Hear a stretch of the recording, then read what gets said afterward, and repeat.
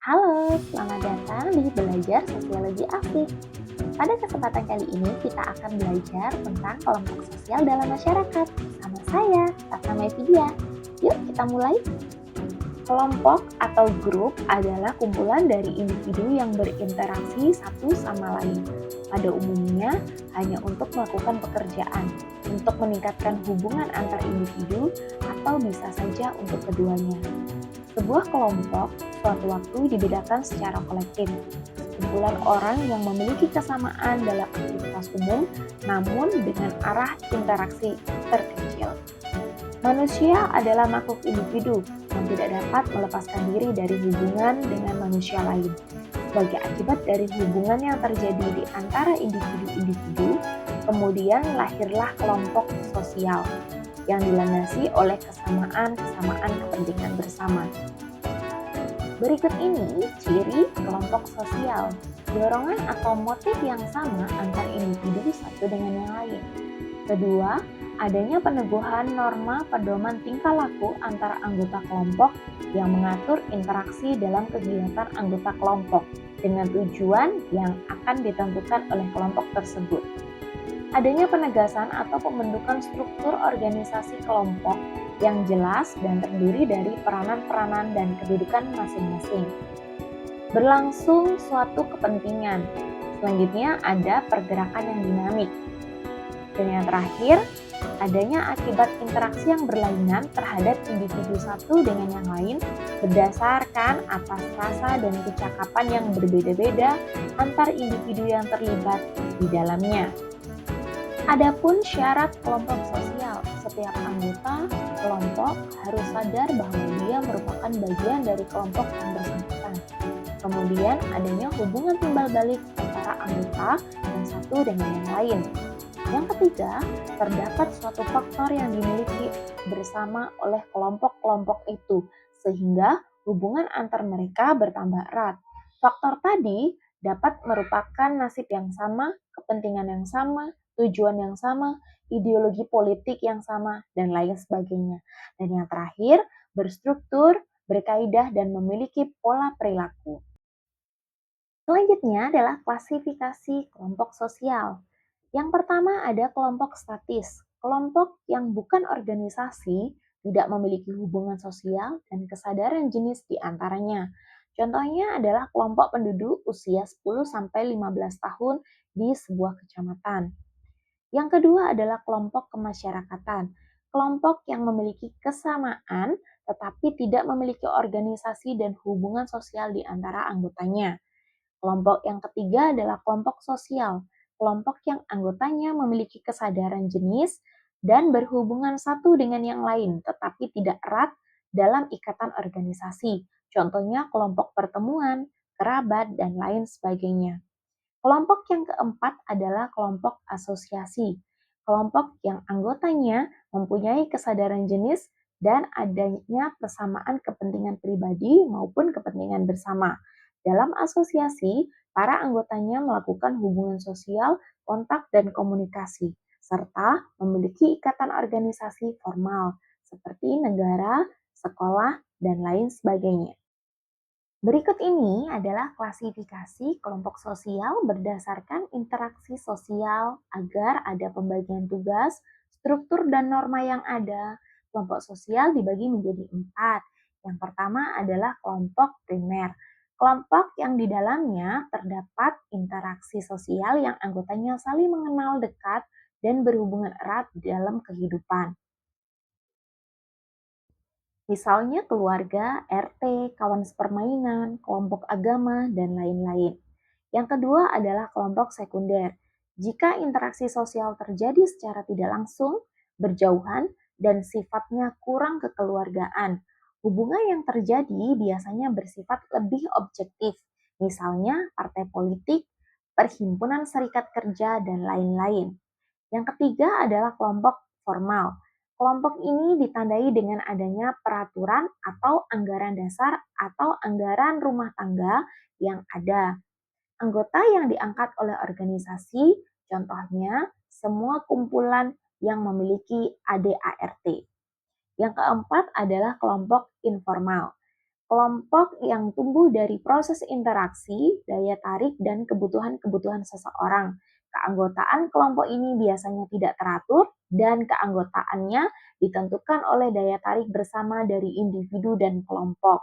Kelompok ini terjadi pembagian tugas yang jelas tapi bersifat informal dan hanya berdasarkan kekeluargaan atau simpati. Misalnya kelompok arisan. Berikutnya ada kelompok in-group dan out-group. Summer membedakan bahwa in-group merupakan kelompok sosial yang dijadikan tempat oleh individu-individunya untuk mengidentifikasi dirinya. Sedangkan out-group merupakan kelompok sosial yang oleh individunya diartikan sebagai lawan dari in-group, di mana disebut dengan out-group atau luar anggotanya. Istilah ini biasanya menunjukkan bahwa adanya artikulasi in-group untuk kata kami atau kita, sedangkan istilah mereka itu diartikulasikan sebagai kelompok out-group. Sikap in-group dan out-group dapat dilihat dari kelainan berwujud antagonisme atau antipati.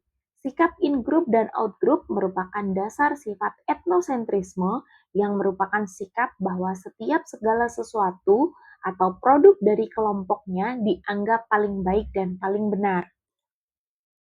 Menyusul kelompok selanjutnya ada paguyuban dan patembayan. Menurut Tonis dan Loomis, paguyuban atau Gemeinschaft adalah bentuk kehidupan bersama di mana para anggota-anggotanya diikat oleh hubungan batin yang murni dan bersifat alamiah serta kekal. Hubungan seperti ini dapat dijumpai dalam keluarga, kelompok kekeluargaan, rukun tetangga, dan lain sebagainya. Sedangkan patembayan atau Gesellschaft berupa ikatan batin atau lahir yang bersifat pokok untuk jangka waktu yang pendek, bersifat imajiner, dan strukturnya bersifat mekanis. Ia bersifat sebagai suatu bentuk dalam pikiran belaka, contohnya ikatan antar pedagang, organisasi dalam suatu pabrik, dan lain sebagainya. Jenis kelompok selanjutnya ada membership group dan reference group. Membership group merupakan suatu kelompok di mana setiap orang secara fisik menjadi anggota kelompok tersebut.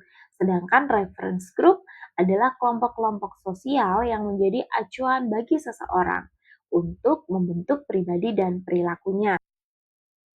Untuk kelompok okupasional, merupakan kelompok yang muncul karena semakin memudarnya fungsi kekerabatan, di mana kelompok ini timbul karena anggotanya memiliki pekerjaan yang sejenis, contohnya kelompok profesi. Sedangkan kelompok volunteer merupakan kelompok yang memiliki kepentingan yang sama namun tidak mendapat perhatian dari masyarakat. Kelompok ini dapat memenuhi kepentingan-kepentingan anggotanya secara individual tanpa mengganggu kepentingan masyarakat secara umum.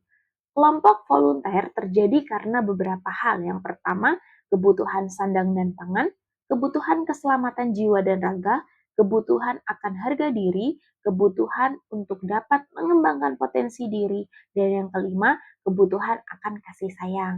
Kelompok teratur merupakan kelompok yang mempunyai peraturan tegas dan sengaja diciptakan oleh anggota-anggotanya untuk mengatur hubungan antar mereka. Ciri-ciri kelompok teratur yang pertama memiliki identitas kolektif yang tegas, memiliki daftar anggota yang rinci, memiliki program kerja yang terus-menerus diarahkan kepada pencapaian tujuan yang jelas. Dan yang keempat, memiliki prosedur keanggotaan. Contoh kelompok teratur seperti perkumpulan pelajar atau mahasiswa, instansi pemerintahan, partai politik, organisasi massa, perusahaan, dan lain-lain. Sedangkan kelompok tidak teratur terdiri dari berbagai macam, di antaranya kerumunan atau crowds, kerumunan yang bersifat sementara atau casual crowds, kerumunan yang berlawanan dengan norma-norma hukum. Kelompok tidak teratur terbagi menjadi tiga, yaitu kerumunan atau crowds. Individu yang berkumpul secara bersamaan serta kebetulan di suatu tempat dan waktu yang bersamaan.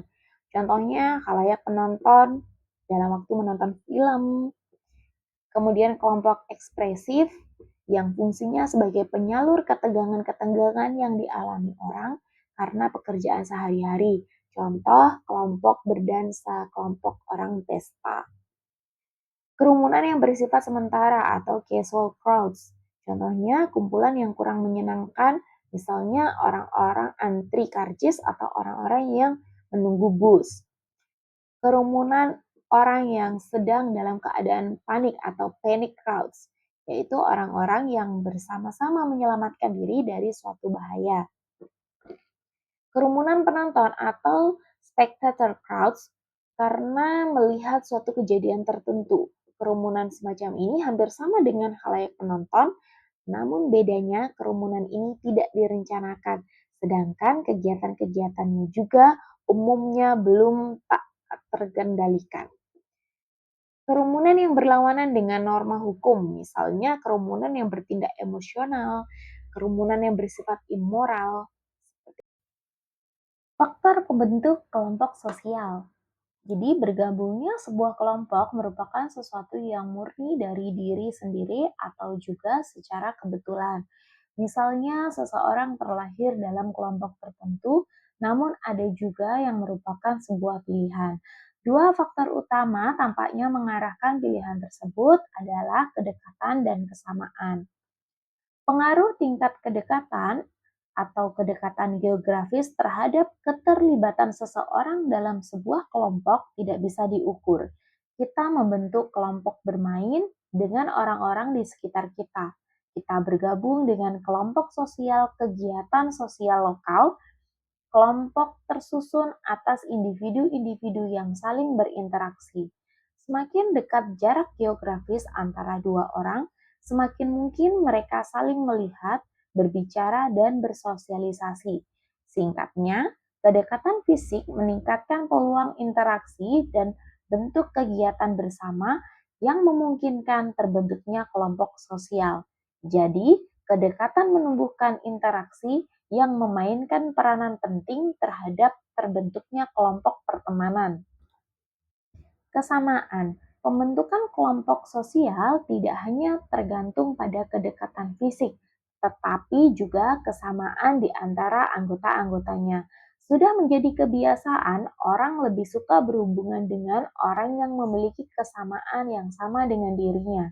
Kesamaan yang dimaksud seperti kesamaan minat, kepercayaan, nilai, usia, tingkat intelijensi, atau karakter-karakter personal lainnya.